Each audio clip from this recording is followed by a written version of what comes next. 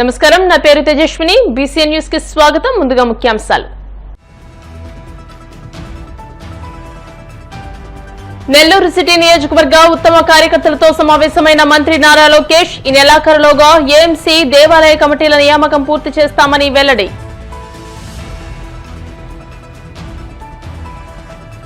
Sardar Gouthu Lachanna Thotapalli project నుంచి శివారు భూములకు సాగునీరు అందిస్తాం, మంత్రి గుమ్మడి సంధ్యారాణి స్పష్టీకరణ.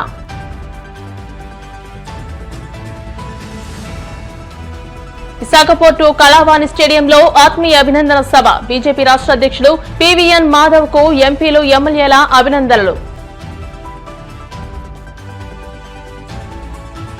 గూడూరులోని శ్రీ పాండురంగ విఠలనాథ స్వామివారి దేవస్థానంలో వైభవంగా వార్షిక బ్రహ్మోత్సవాలు. రథంపై పట్టణ పురవీధుల్లో విహరించిన స్వామివారు.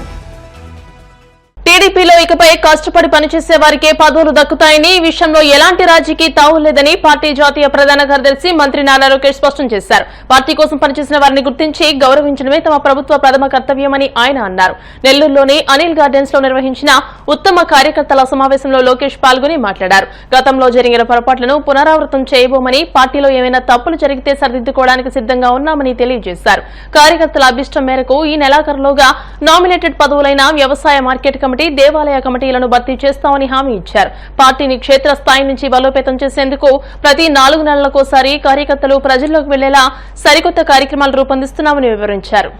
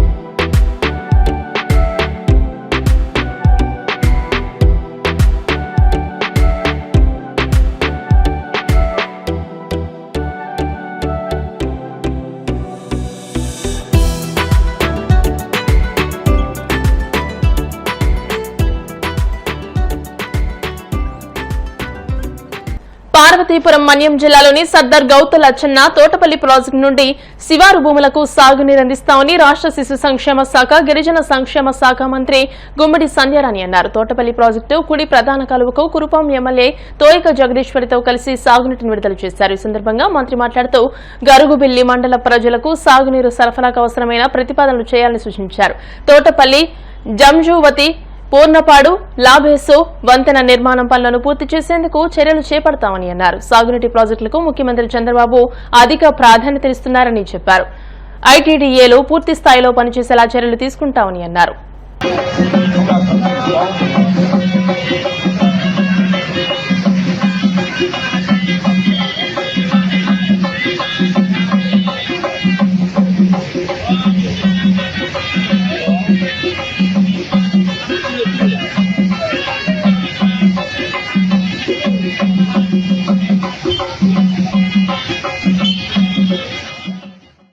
పివి చలపతిరావు వారసుడిగా రాజకీయ ప్రవేశం చేసి స్వయం కృషితో అంచెలంచెలుగా బీజేపీ రాష్ట్ర అధ్యక్షుడిగా ఎదిగిన పీవీఎన్ మాధవ్ను పలువురు ఎమ్మెల్యేలు, ఎంపీలు అభినందించారు. భారతీయ జనతా పార్టీ రాష్ట్ర అధ్యక్షుడిగా పదవీ బాధ్యతలు చేపట్టిన సందర్భంగా ఆ పార్టీ జిల్లా అధ్యక్షుడు పరశురామరాజు అధ్యక్షతన విశాఖ పోర్టు కళావాణి స్టేడియంలో ఆత్మీయ అభినందన సభ జరిగింది. టీడీపీ రాష్ట్ర అధ్యక్షుడు Palla Srinivasarao, Visakha MP Sribharat, Anakapalli MP CM Ramesh, ఎమ్మెల్యేలు గణబాబు, పంచకర్ల రమేష్ బాబు, పి విష్ణుకుమార్ రాజు, బండారు సత్యనారాయణ, మాజీ ఎమ్మెల్యేలు దాడి వీరభద్రరావు, పీలా గోవింద్, విశాఖ డైరీ చైర్మన్ ఆడారి ఆనంద్, మాజీ ఎమ్మెల్సీ పాకలపాటి రఘువర్మ, టీడీపీ జిల్లా అధ్యక్షుడు గండి బాబ్జీ తదితరులు మాధవ్ను ఘనంగా సత్కరించారు. ఈ సందర్భంగా పలువురు వక్తలు మాట్లాడుతూ మాధవ్ ఎంత ఎదిగినా ఒదిగి ఉండే మనస్తత్వం కలిగిన నాయకుడని ప్రశంసించారు. తండ్రి అడుగుజాడల్లో నడుస్తూ బీజేపీ రాష్ట్ర అధ్యక్షుడి స్థాయికి ఎదగడం గొప్ప విషయమని అన్నారు. ఈ స్థాయికి వచ్చారంటే దాని వెనకాల శ్రీమూర్తి యొక్క సహకారం కూడా ఉంటాయి. ఇదే సందర్భంలో మాధవ్ గారు, శ్రీమతి గారు కూడా నేను మనస్ఫూర్తిగా అభినందనలు తెలియజేస్తున్నా. అయితే ఈ వేదిక మీద వచ్చి మాట్లాడిన అందరూ కూడా మీరు గమనించారో లేదో, అమ్మ ఆయనకి మీరు సహకారం అందించండి అంటున్నారు. మీరు గమనించే ఉంటారు. జనరల్గా ప్రతి ఇంట్లో కూడా మరి ఆడవాళ్ళు అప్పుడప్పుడు కొంచెం చెప్తూ ఉంటారు, కొంచెం ఇంట్లో కూడా సమయం కేటాయించండి, ఒక్క రాజకీయమే కాదని. అయితే మరి రాష్ట్ర అధ్యక్షులుగా నియమించిన తర్వాత మరీ బిజీగా ఉంటారు కనుక మీరు మరీ ఎక్కువగా కొంచెం ప్రోత్సహించాల్సిన అవసరం ఉందని చెప్పి వారి శ్రీమతి గారికి తెలియజేస్తున్నారు. ఈరోజు బీజేపీ పార్టీ కోసం కానీ మాట్లాడుకుంటే మా చిన్నప్పటి నుంచి ఇద్దరు పేర్లు చాలా ప్రముఖంగా వినిపించేవండి. ఒకటి ఎన్ఎస్ఎన్ రెడ్డి గారు, అలాగే మా పివి చలపతి గారు, కీర్తిశేషులు. వీళ్ళిద్దరు కూడా చాలా సేవలు అందించారు. ఈ ప్రాంతానికి బీజేపీ ద్వారా, పార్టీ ద్వారా అనేక సేవలు అందించినటువంటి వీళ్ళిద్దరు గొప్ప వ్యక్తులు. మాధవ్ గారికి కోసం మాట్లాడుకున్నామంటే సుమారు 2 తరాలుగా వాళ్ళ తండ్రి గారు కావచ్చు, మాధవ్ గారు కావచ్చు, 6 దశాబ్దాలుగా బీజేపీ పార్టీకి సేవలు చేస్తూ వారి యొక్క ఒక నిబద్ధతగా, ఒక నమ్మకానికి ప్రతీకగా పార్టీకి సేవలు అందించారనే విషయం మనందరూ కూడా గమనించాలని చెప్పి తెలియజేస్తున్నాం. ఇక్కడ కార్పొరేషన్ గెలవటం, స్వర్గీయ ఎన్ఎస్ఎన్ రెడ్డి గారు మొదటి మేయర్గా విశాఖపట్నానికి రావటం, ఇవన్నీ కూడా మా అందరికీ కూడా తీపి జ్ఞాపకాలు. ఆ విధంగా భారతీయ జనతా పార్టీ 3 పార్టీలు ఒక అద్భుతమైన నాయకత్వం, ఈ యొక్క నాయకత్వ త్రయం ఏదైతుందో తప్పనిసరిగా రాష్ట్రాన్ని మరింత ముందుకు తీసుకెళ్లే క్రమంలో మీ అందరి యొక్క సహకారం, అందరం కలిసి ఆ విధంగా రాష్ట్రాన్ని తీర్చిదిద్దాల్సిన అవసరం ఉంది. దేశంలోనే నెంబర్ 1 రాష్ట్రంగా చేయాల్సిన అవసరం ఉంది. ఏ విధంగా గుజరాత్, మహారాష్ట్ర, తమిళనాడు అభివృద్ధి అంకెల్లో ముందుందో ఆ విధంగా మనది కూడా అవ్వాలి. ఆంధ్ర రాష్ట్రం యొక్క రాజధాని అక్కడ ఇక్కడ మారుతూ చివరికి అమరావతి దగ్గర ఆగాం. అమరావతినే శాశ్వత రాజధానిగా చేసుకుని ఒక అద్భుత రాజధాని నిర్మాణం చేసుకోవాల్సిన అవసరం ఉంది. దాంతోపాటు మనకి 1000 కిలోమీటర్ల తీర ప్రాంతంతో ఆంధ్ర ప్రాంతంలోనే అద్భుతమైన వ్యాపారస్తులు, అంటే ఎంటర్‌ప్రెన్యూర్స్ ఇక్కడ ఉన్న వాళ్ళు ప్రపంచంలో మొత్తం అన్ని చోట్ల ఉన్నారు. వాళ్ళందరినీ కూడా మన ప్రాంతంలో ఉపయోగించుకోవటం, దీంతో పాటు కేంద్రం ఈ రాష్ట్రానికి విభజన సంబంధించి అనేక అంశాలు 99% పైగా పూర్తయ్యాయి. మిగతా ఏవైతే వనరులు ఉన్నాయో దానికి అధిగమించి ఈ ప్రాంతానికి ఇవ్వటం జరిగింది. ఆ విధంగా మన జీవనాడి పోలవరాన్ని పూర్తి చేసుకోవాలి.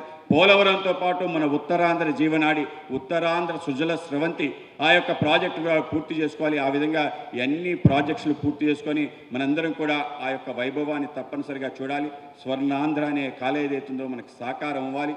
ఆ కళని సాకారమయ్యే దిశగా మొన్న జరిగిన ఏదైతే అద్భుత విన్యాసం నరేంద్ర మోడీ గారు చంద్రబాబు నాయుడు గారికి చెప్పారు విజయవాడ సభలో, నేను ఈసారి అంతర్జాతీయ యోగా దినోత్సవం విశాఖపట్నంలో చేసుకుంటాను అని చెప్తే, వెంటనే ఒక మాట చెప్తే 100 మాటలు పలికిన, ఒక పని చెప్తే 100 పనులు చేసే విధంగా రాష్ట్రం యొక్క పేరు యోగాంధ్రగా మార్చి, కేవలం యోగాంధ్రగా మార్చడమే కాకుండా రాష్ట్ర వ్యాప్తంగా 30 రోజుల పాటు అందరూ యోగా తప్ప ఇంకేమీ చేయకూడదనే విధంగా పరిస్థితి ఏర్పడే అందరు అధికారుల్ని పరిగెత్తించి మారుమూల గ్రామంలో కూడా అందరి చేత యోగా విన్యాసాలు, ఓంకార నాదాలు పలికించిన తీరు చివరికి మనకి జూన్ 21వ తారీఖు ఆవిష్కరణ అయింది. తిరుపతి జిల్లా గూడూరు పట్టణంలోని కటకరాజ వీధిలో ఉన్న శ్రీ పాండురంగ విఠలనాథ స్వామివారి దేవస్థానంలో వార్షిక బ్రహ్మోత్సవాలు వైభవంగా జరుగుతున్నాయి. ఈ బ్రహ్మోత్సవాల్లో భాగంగా రుక్మాబాయి సమేత పాండురంగ స్వామివారి విశేష అలంకరణ ఏర్పాటు చేశారు. అనంతరం మంగళ వాయిద్య నడుమ పట్టణ పురవీధుల్లో రథోత్సవం వైభవంగా జరిగింది. భక్తులు అధిక సంఖ్యలో రథోత్సవంలో పాల్గొని తీర్థప్రసాదాలు స్వీకరించారు.